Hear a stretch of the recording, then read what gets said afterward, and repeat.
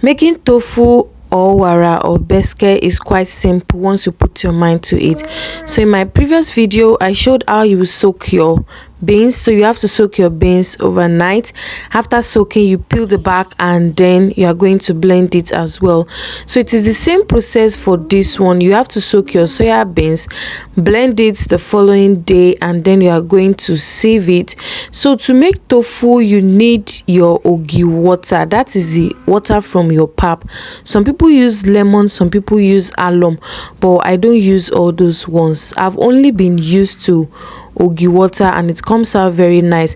One thing about this is that you have to be very careful. Once you pour your milk inside, be very careful because it usually foams. So when the foam starts forming, that is when you are going to add your ogi water to coagulate it. So I made a mistake here, like I was carried away and then it was foaming, and then that was how it's like spilled over.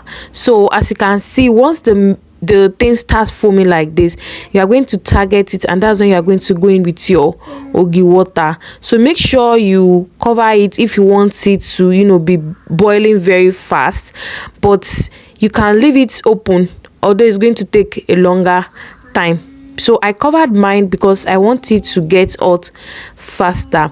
But you have to be very smart about this. Once it starts coming up, you go in with your ogi water. You don't want this to overspill. If not, your beske or tofu might not form. It is because I'm used to this, that is why I was able to control it. So you have to keep your eyes on it. You have to do this repeatedly for like 3 or 4 times until the foam stops. So that means all the milk inside has been curdled. Is that ogi water? The ogi water is already fermented, so that is what will help your milk to curdle and give you your tofu. So after doing this repeatedly for like 3 times, you leave your tofu, you leave the meat to boil.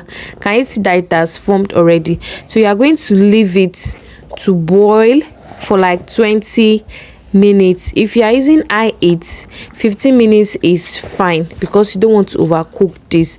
Sometimes some people add all their spices inside it and then cook it. At other times, you can decide to drain the water first before you add your spices. All you need is just to apply pressure on this. Some people use jack to squeeze out the water. All you need is pressure. So at this point it is ready. Add your salt, add your spices, anything you want to add your onions, like practically any spice that you know of that will make it very tasty and nice. And you can decide to use the other method, like after boiling you are going to take it out, drain out the water first, and then boil it again by adding all your spices. But I decided to use this method today because I just feel like it. So you want to allow all the spices to cook very well inside this tofu. Be very generous with the spices. So after like 20 minutes of cooking, it is ready. So you just put it back in your sieve and then you are going to cover it, strain it out. So at this point is when you can use the jack after bringing out all the meats. So you just place it on the jack thing, and there's a way they usually roll it. For those that make the industrial one, that method is advisable. But if you are just using the homemade method, you can place stone or it, you can place your mortar on it, or anything heavy is okay.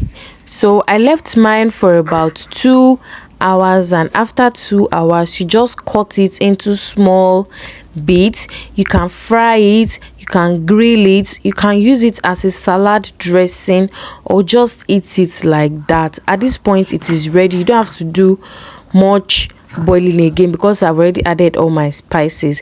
But if you are going to be adding your spices after draining, it is after you've cut it up that you're going to add your spices and boil it again before frying. So would you be trying this method? Just look at that tofu. It is natural instead of buying meat every time. So let me know in the comments if you'll be trying this, and I'll be glad. Bye.